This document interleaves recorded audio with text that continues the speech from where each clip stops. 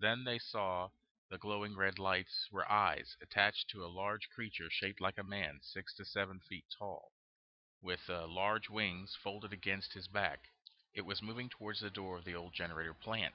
Terrified, they sped off and started driving towards Route 62, the road back home to Point Pleasant.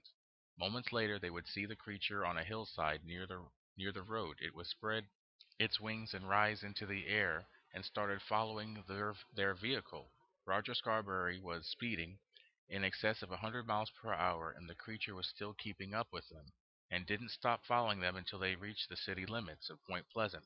Approximately 1 hour before this encounter, at the TNT factory at 10:30 p.m., Newell Partridge, a local building contractor who lived in Salem, West Virginia, was watching his TV when the television went dark and then a weird interference pattern that filled the screen.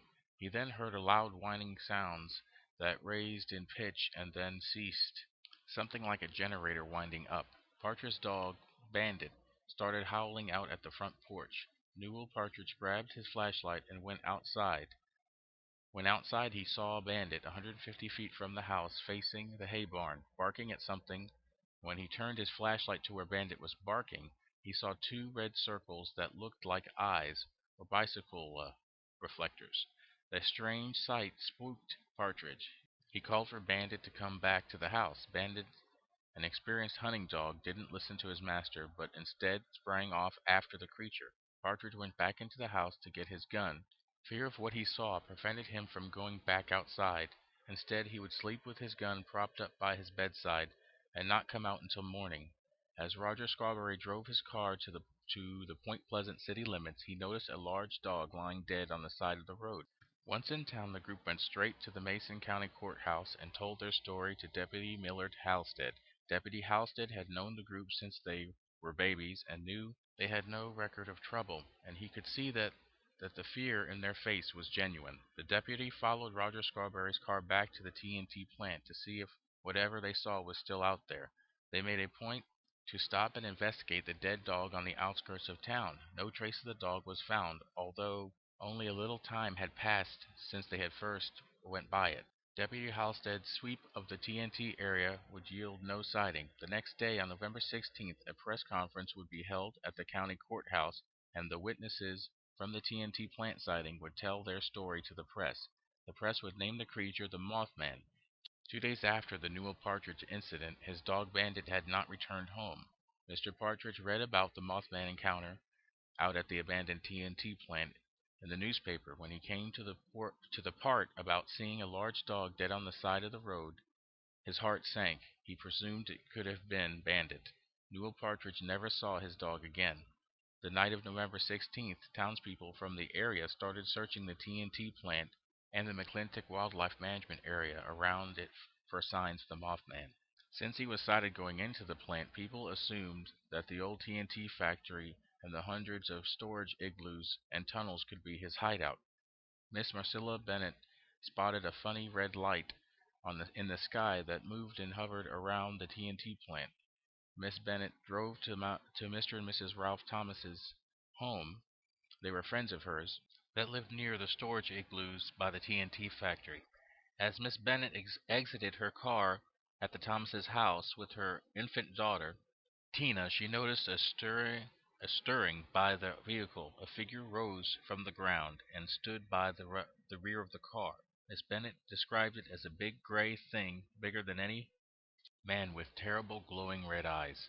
Miss Bennet was so shocked and horrified by the creature she dropped her daughter on the ground.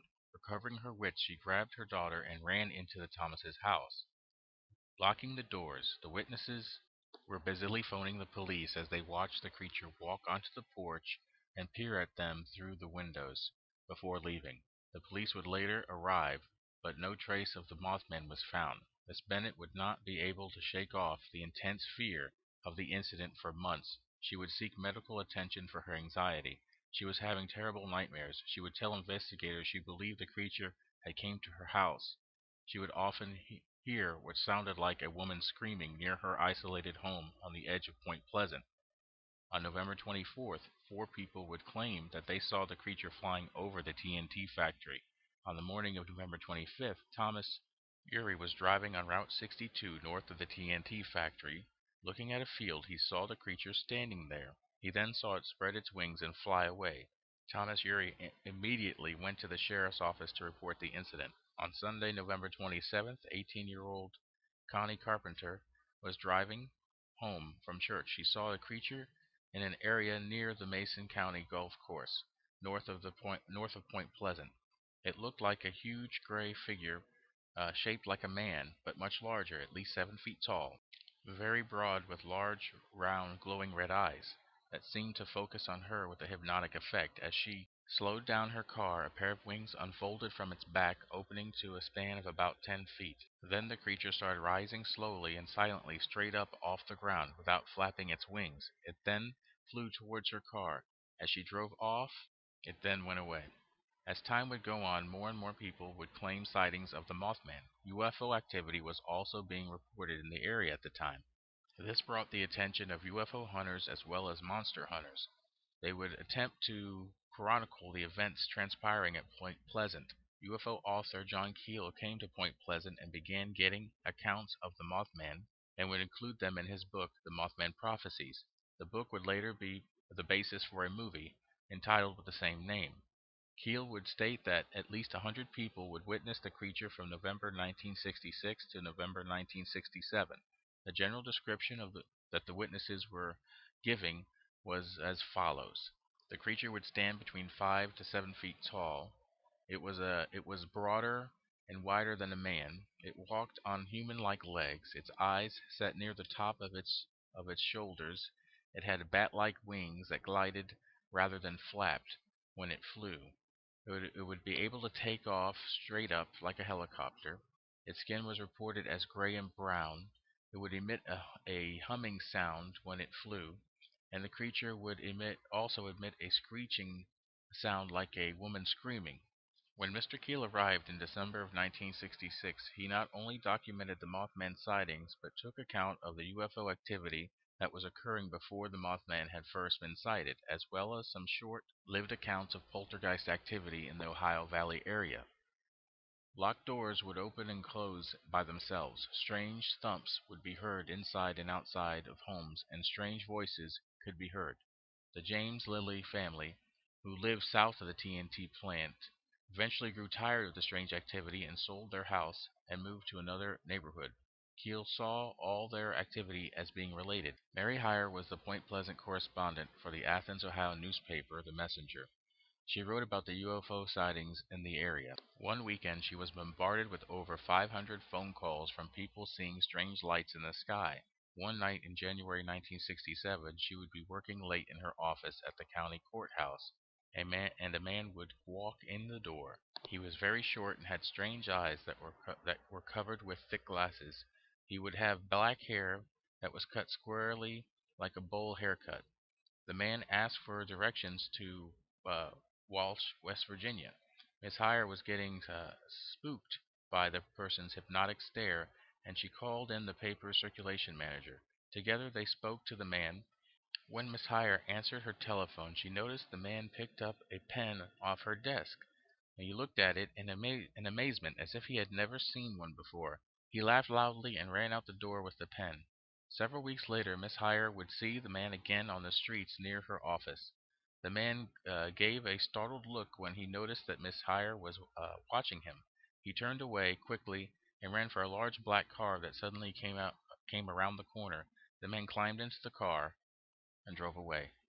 On January 11, 1967, people reported seeing the Mothman hovering over the Silver Bridge.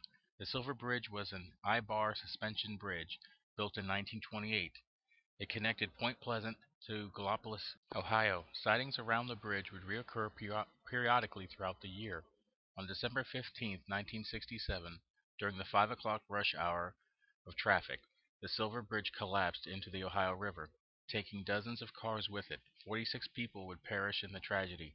The same night, at the home of James Lilly, who was still living near the old TNT plant, counted over 12 eerie lights that flashed above his home and would vanish into the forest. The collapse of the Silver Bridge made national news and brought television crews and reporters from all around to descend upon Point Pleasant. Mary Hyre